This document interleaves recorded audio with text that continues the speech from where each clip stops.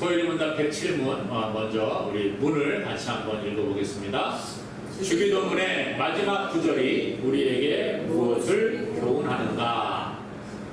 답을 보겠습니다. 주기도문의 마지막 말씀은 곧 나라와 권세와 영광이 아버지께 영원히 있사옵나이다. 아멘 하는 것이니 이는 우리로 하여금 기도할 때에 하나님만 믿고 또 기도할 때에 그를 찬송하여 나라와 권세와 영광이 아버지께 있다 하라고 가르친 것이다. 또 우리의 소원에 응답하실 것을 확신하는 증거로서 아멘을 말하도록 가르친다. 네, 소요리 문답 107문입니다. 소요리 문답 제가 처음에 시작을 할 때에 소요리 문답은 1문부터 107문까지 있습니다. 이렇게 이야기를 드렸어요. 그래서 오늘 107문은 이제 소요리 문답 마지막이라는 마지막. 소요리 문답 제1문에는 이런 질문을 합니다. 사람의 제1되는 목적이 무엇인가? 사람의 제1되는 첫 번째 목적이 무엇인가에 대해서 이야기를 해요. 그래서 그 답이 뭐죠? 사람의 제1되는 목적은 하나님을 영화롭게 하고 영원토록 그를 즐거워하는 것이다. 그래서 우리가 지음받은 것은 하나님을 영화롭게 하고 하나님을 즐거워하고 기뻐하기 위해 창조되었고 우리가 그렇게 살아가는 것이 하나님의 뜻이라는 거예요. 그런데 마지막 이제 107문에는 예수님이 가르쳐 주신 기도를 하면서 결론을 내리고 있다는 거예요. 나라와 권세와 영광이 아버지께 영원히 있사옵나이다. 아멘. 그러니까 1문에서는 우리가 하나님을 영화롭게 하고 영원토록 그를 즐거워한다 그랬는데 107문에서는 하나님께 영광을 돌리는 것으로 마치고 있다는 거예요.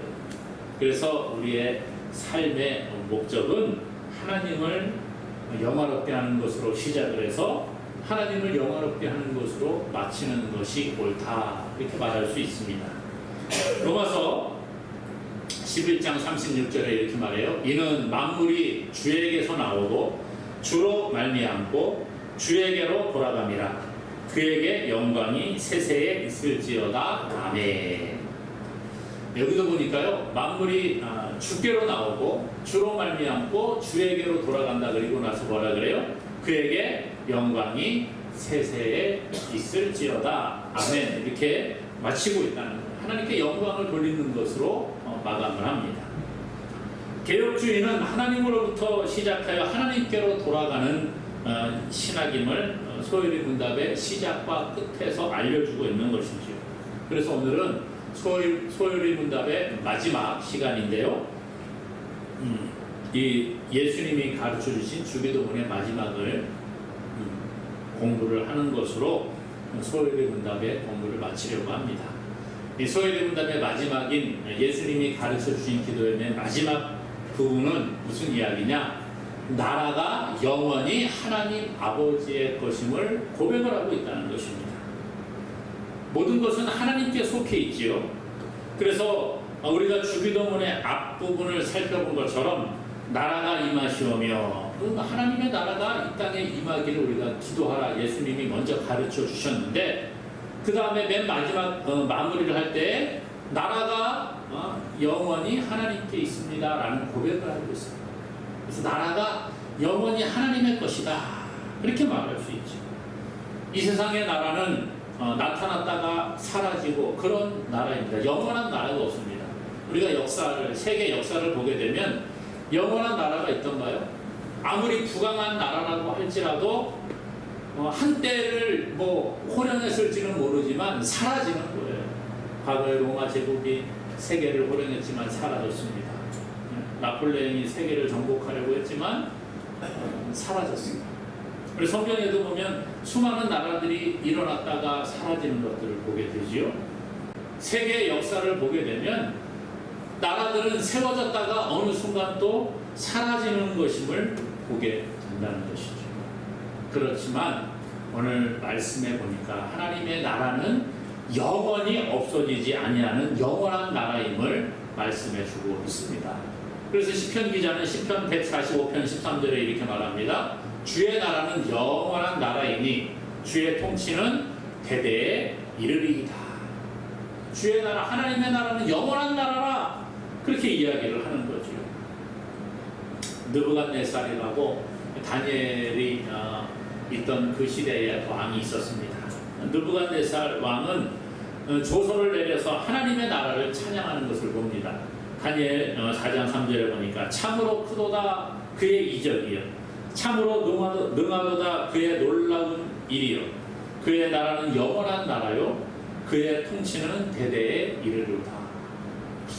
이게 느부갓네살은 이방 왕이었거든요. 이방 나라, 하나님을 믿는 나라가 아니라 이방 나라 왕이었는데 하나님의 크신 능력을 경험하고 난 다음에 이런 고백을 하는 거예요. 하나님, 그 여호와의 나라, 그 나라는 영원한 나라요, 그의 통치는 대대에 이르리로다. 그렇게 말합니다. 어떻게 알게 됐을까요? 하나님이 보여주시고 하나님의 능력과 영광을 보여주시니까 이방 왕도 이러한 고백을 하고 있더라는 것입니다. 예수님이 이 땅에 오실 때에 사람의 몸을 입고 오셨죠.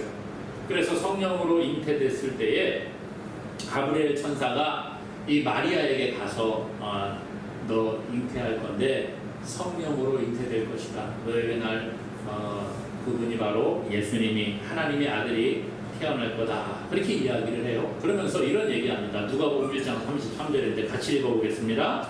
영원히 야곱의 집을 왕으로 다스리실 것이며 그 나라가 무궁하리라. 예수님이 오셔서 세상을 통치하시고 그의 나라는 무궁할 것임을 천사 가브리엘이 예언하고 있다는 거예요. 결국 모든 나라가 하나님의 통치 아래 있는 그리스도의 나라가 될 것임을 성경은 가르쳐 줍니다. 그래서 세상의 종말을 예언하고 있는 요한계시록에 보면 이렇게 이야기해요. 계시록 11장 15절에 일곱째 천사가 나팔을 불매 하늘에 큰 음성들이 나서 이르되 세상 나라가 우리 주와 그의 그리스도의 나라가 되어 그가 세세토록 왕노릇 하시리로다. 이렇게 이야기해 주고 있습니다.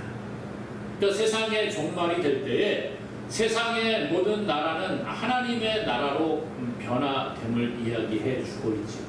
이 땅에 수많은 나라들이 있습니다.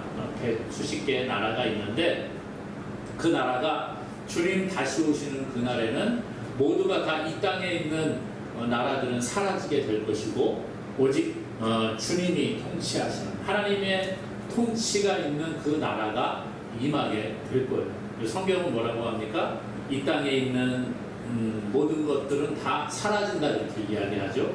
세상의 것들이 사라지고 하나님께서 새 하늘과 새 땅을 창조하실 것을 이야기합니다. 그러므로 오늘 우리는요, 비록 몸을 입고 이 땅에 살아가고 있지만 이 땅의 모든 것들이 다 하나님께 속해 있다는 믿음의 고백이 있어야 합니다. 오늘 이 땅에서 우리가 대한민국 국민으로 살아가지만 나는 몸은 이 땅의 대한민국 국민이지만 우리의 원래 신분은 하나님 나라의 백성임을 믿고 고백할 수 있기를 주님의 이름으로 간절히 소망합니다. 그래서 오늘 예수님이 나라가 하나님의 것이다 그렇게 이야기할 뿐만 아니라 또 뭐라 그러냐?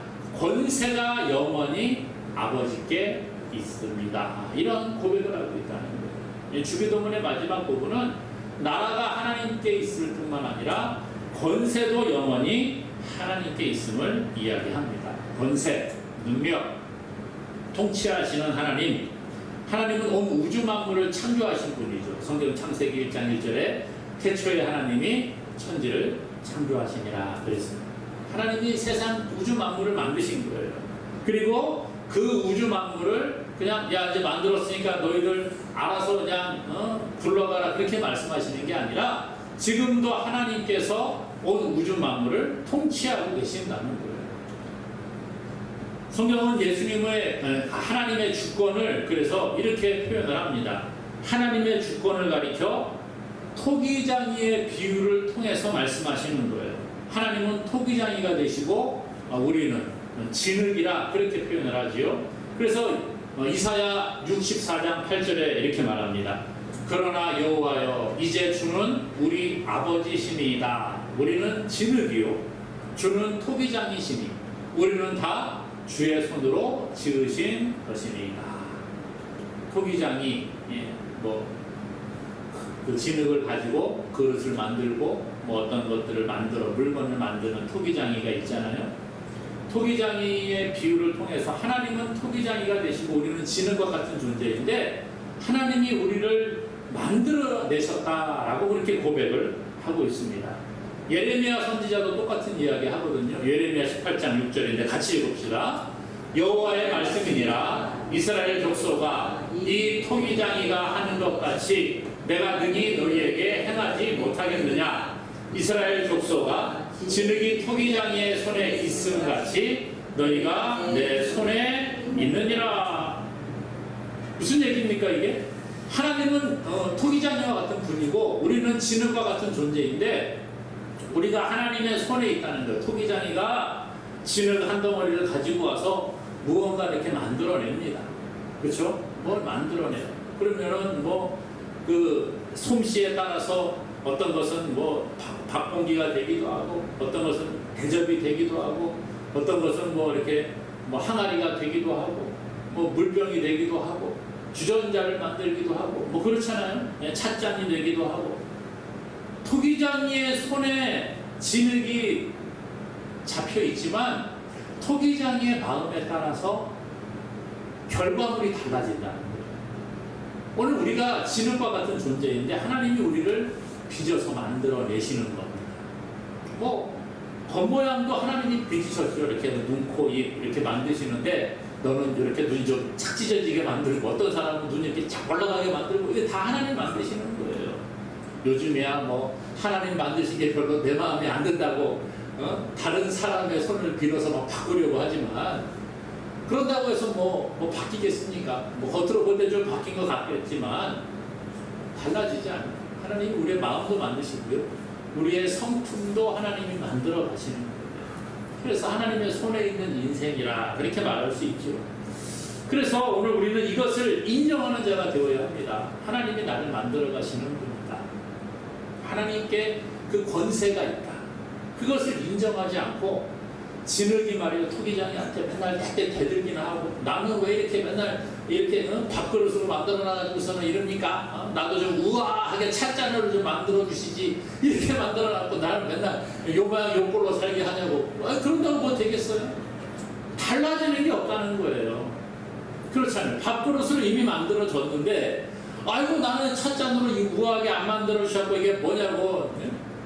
그런다고 뭐 어떻게 하겠어요? 예를 들어 개밥그릇이 된다고 하더라도 만들어진 것은 어쩔 수 없고 하나님이 만드신 것을 따라서 그냥 나에게 주어진 일에 최선을 다해 살아가는 것, 이것이 우리의 할 일인 줄로 믿습니다. 그래서 하나님의 권세를 인정하는 게 필요해요. 근데 그거 인정 못하니까 우리가 힘든 거죠. 그렇지 않습니까? 남들과 맨날 비교하면서 살아가니까 힘든 거예요. 오늘 바랍기는 우리 마음속에 하나님의 권세를 인정하는 은혜가 있기를 소망합니다.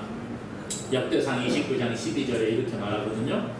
부와 귀가 주께로 말미암고 또 주는 만물의 주제가 되사 손에 권세와 능력이 있사오니 모든 사람을 크게 하심과 강하게 하심이 주의 손에 있나이다. 크게 하심과 강하게 하심이 누구 손에 있다고요?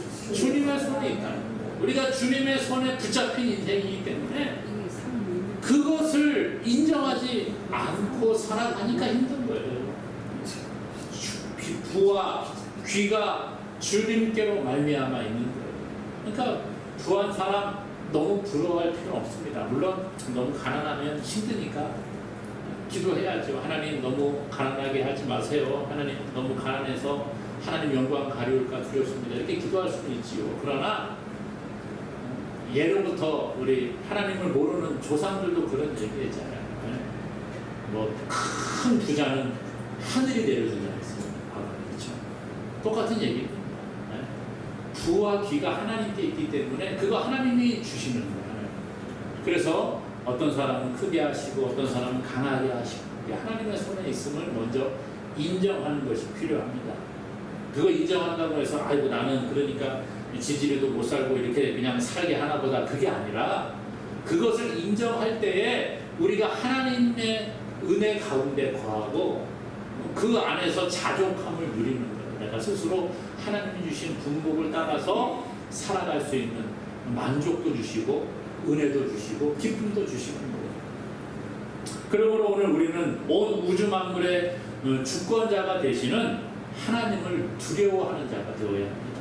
우리는 세상 권력 두려워하고 세상에 돈 많은 사람에게 좀 이렇게 고개 숙이려고 하고 그런 경우들이 있잖아요. 그런데 하나님을 두려워하라. 그렇게 예수님 말씀하세요. 누가복음 12장 4절 5절인데요. 내가 내 친구 너희에게 말하노니 몸을 죽이고 그 후에는 능히 더 못하는 자들을 두려워하지 말라. 몸은 죽이고 그 후에는 더 못하는 자들은 세상 권력자들이에요. 그러면서 5절에 뭐라고 하느냐? 마땅히 두려워할 자를 내가 너희에게 보이리니 곧 죽인 후에 또한 지옥에 던져넣는 권세 있는 그를 두려워하라. 내가 참으로 너희에게 이르노니 그를 두려워하라. 그랬습니다. 세상의 권력자들 물론 두렵지요. 너 죽을래? 막 이러면은 저것이 나를 죽이면 안 되니까 복종을 하죠. 옛날에 왕들이 그랬잖아요. 뭐 지금도 권력자들이 옛날 왕만큼은 아니라도 그런 권력을 가지고 있지 않습니까? 그래서 뭐 사람을 죽이기도 하고 살리기도 하고 그런 권세가 있는 사람들 물론 두렵습니다만은 예수님 그러시는 거예요. 그런 사람들 아무리 해봤자 몸만 죽일 뿐이지 그 후에는 아무것도 못한다는 거예요. 육체만 죽이면 끝나는 거예요. 그러나 진정 두려워할 자가 누구라고요? 사람의 육신만 죽이는 게 아니라 죽음 이후의 삶을 우리를 지옥으로 던지기도 하고 천국으로 이끌기도 하는 그러한 능력을 가지신 하나님을 우리가 두려워하라. 그분이 진정한 권세자라는 거죠. 그렇지 않습니까, 여러분? 오늘 우리가 두려워할 대상이 누구인가? 분명히 알아야 되는 거예요. 우리가 하나님의 주권을 인정한다고 하는 것은 바로 하나님의 능력을 인정하고 하나님이 우리 인생의 주관자가 되심을 인정하는 것입니다. 그러므로 오늘 물질도 우리의 건강도 우리의 자녀도 우리가 가지고 있는 모든 것이 다 하나님의 주권 안에 있음을 인정하는 자가 되기를 간절히 소망합니다. 그래서 예수님이 이런 말씀하시는 거예요. 나라와 권세와 영광이 아버지께 있습니다. 그러잖아요. 영광도 아버지께 영원히 있음을 고백하고 있다는 거예요. 영광은 권세를 나타냄으로 얻어지는 결과물이라고 할 수가 있죠. 시편 기자는요, 하나님만이 영광의 왕이 되심을 이야기하고 영광 받으시기에 합당한 분은 하나님밖에 없다는 거예요. 세상은 그럽니다. 권력자들에게 줄을 대고 그 사람을 막 높이는 거 찬양하잖아요. 누가 당신이 최고입니다. 뭐 또 세상의 사람들 다 그렇잖아요. 회사에도 높이 있는 CEO들에게 잘 보여갖고 내가 좀 출세하고자 하는 그런 사람들이 얼마나 많이 있습니까?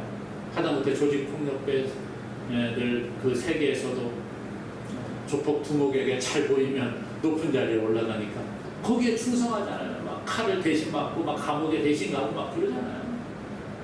오늘 권력자들에게 줄을 대는 사람들이 많이 있는데 진정으로 우리가 영광과 권세를 올려드릴 분은 누구냐 이거죠. 영광은 하나님께만 올려드리는 거예요. 시편 기자는 말합니다. 시편 8편 1절에 여호와 우리 주여 주의 이름이 온 땅에 어찌 그리 아름다운지 주의 영광이 하늘을 덮었나이다. 얼마나 주의 영광이 대단하면 하늘을 덮었다는 거예요. 시편 24편 10절에는 말합니다. 영광의 왕이 누구시냐? 만군의 여호와께서 곧 영광의 왕이시로다. 영광 받으시기에 합당한 왕은 하나님이시라는 거예요. 시편 113편 4절에는 말합니다. 여호와는 모든 나라보다 높으시며 그의 영광은 하늘보다 높으시로다. 하나님 얼마나 높으신가. 바울도 이런 고백하거든요. 디모데전서 1장 17절인데 영원하신 왕 곧 썩지 아니하고 보이지 아니하고 홀로 하나이신 하나님께 존귀와 영광이 영원 무궁하도록 있을지어다. 아멘. 영광과 존귀와 모든 것들을 하나님께 올려드리는 거예요. 하나님께서 우리를 도와주시고 건져주시고 우리를 죄에서 구원하시는 그 그 하나님의 은혜. 그 은혜를 생각한다고 하면 하나님께 영광을 돌릴 수밖에 없죠. 우리의 생사화복을 주장하시는 분. 시편 79편 9절에 말합니다. 우리 구원의 하나님이여 주의 이름의 영광스러운 행사를 위하여 우리를 도우시며 주의 이름을 증거하기 위하여 우리를 건지시며 우리 죄를 사하소서. 하나님께 영광을 올려드리면서요, 우리를 도와주시고 또 우리를 건져주시고 우리를 죄로부터 구원해내시는 분이 바로 하나님 되심을 이야기합니다. 그러면 우리가 영광을 누구에게 돌려야 돼요? 하나님께 돌리는 거예요. 우리 같이 한번 읽어볼까요? 시편 115편 1절인데 같이 읽습니다. 여호와여 영광을 우리에게 돌리지 마옵소서. 우리에게 돌리지 마옵소서. 오직 주는 인자하시고 진실하심으로 주의 이름에만 영광을 돌리소서. 아멘. 우리가 사람에게 영광을 돌리지 말라는 거예요. 우리는 사람에게 영광을 많이 돌리거든요. 누구를 막 높이고 막 찬양하고 손뼉을 치고 막 우상화하고, 그런데 그거 하지 말라는 거예요. 교회 안에서도 마찬가지입니다. 목회자를 뭐 존경하는 건 좋은데 목회자를 우상화하면 안 되는 거예요. 그러다 보니까 교주, 이 사이비 이단들이 생기는 거예요. 사람을 높이고 사람에게 영광을 돌리고, 뭐 사람이 뭐 대단하면 얼마나 대단하겠어요. 병 고치는 은사를 가진 목사가 있다고 해서 그 사람에게 막 영광을 돌리고, 야 우리 목사님 병을 고쳐 대단해, 귀신을 쫓아내 대단해. 아 물론 대단하지요. 그러나 그게 누구의 능력으로 하는 거예요? 하나님의 능력으로 하는 거예요. 하나님이 그에게 은혜를 주셔서 그렇게 하시는 거예요. 그런데 사람에게 영광을 돌리면 안 되죠. 그렇기 때문에 타락을 하는 겁니다. 사람들이 타락하는 거예요. 자꾸 사람에게 영광을 돌리니까 진짜 내가 뭐가 되는 것처럼 자꾸 높아지는 거, 자꾸 올라가요. 그러다 하나님처럼 되려고 하는 거죠. 하나님처럼 되려고 하다가 타락해서 천사들이 타락을 한 게 뭐예요? 사탄 마귀들이죠. 귀신들이죠. 천사들의 3분의 1이 그렇게 타락을 했어요. 그래서 귀신들이 된 거예요. 오늘 우리가 하나님처럼 높아지려고 하는 거 잘못된 겁니다. 영광은 누구에게 돌려요? 하나님께. 오늘 시편 115편 1절 말씀과 같이 오직 하나님께만 영광을 돌리는 저와 여러분 되기를 주님의 이름으로 간절히 소망합니다. 그래서 예수님이 가르쳐주신 기도의 이 마지막은요, 우리의 소원을 들어주실 것을 확신하는 증거로 아멘 하고 화답을 하는 거예요. 우리가 기도할 때 맨 마지막에 아멘 그러잖아요. 아멘이 뭡니까? 아멘? 확실합니다. 그렇게 되기를 원합니다. 아 진실로 그렇게 해주시기를 원합니다. 이런 동의의 표시로 아멘이라고 그렇게 이야기를 합니다. 그러니까 이 아멘이 뭡니까? 뭐 동의합니다. 맞습니다. 하나님 그렇게 되는 줄로 믿습니다. 그렇게 해주시기를 원합니다. 뭐 이러한 의미들을 다 담고 있는 게 아멘이라는 뜻이에요. 그래서 우리가 기도할 때 아멘 그러면 뭐예요? 아 그분이 기도한 그거, 그분이 목사님이 기도한 그거대로 이루어지기를 나도 원합니다. 이렇게 동의하는 표시로 아멘 하는 거예요. 설교하다가 아멘 하잖아요. 뭐, 왜 아멘 해요? 아 목사님 말씀에 내가 동의합니다. 아 목사님 그 말씀에 저도 맞다고 생각을 합니다. 진실로 하나님이 그렇게 해주시기를 원합니다. 이렇게 동의하는 거예요. 동의합니다. 아 나도 그렇게 생각에 동의합니다. 찬성합니다. 이런 뜻으로 아멘 하는 거예요. 그러니까 모르면 우리가 아멘 왜 하는지 모르잖아요. 그냥 습관적으로 아멘 누가 아멘 하라고 하니까 따라서 아멘 그러는데, 아멘이 뭐냐? 그렇게 동의한다. 내가 이렇게 확실하게 믿는다. 진실로 하나님 그렇게 해주십시오. 뭐 이런 뜻임을 기억할 수 있기를 원합니다. 그래서 예수님 뭐라 그래요? 기도하고 맨 마지막에 하나님 그렇게 해주실 줄로 믿습니다 하고 아멘 하고 기도를 마치고 있다는 거예요.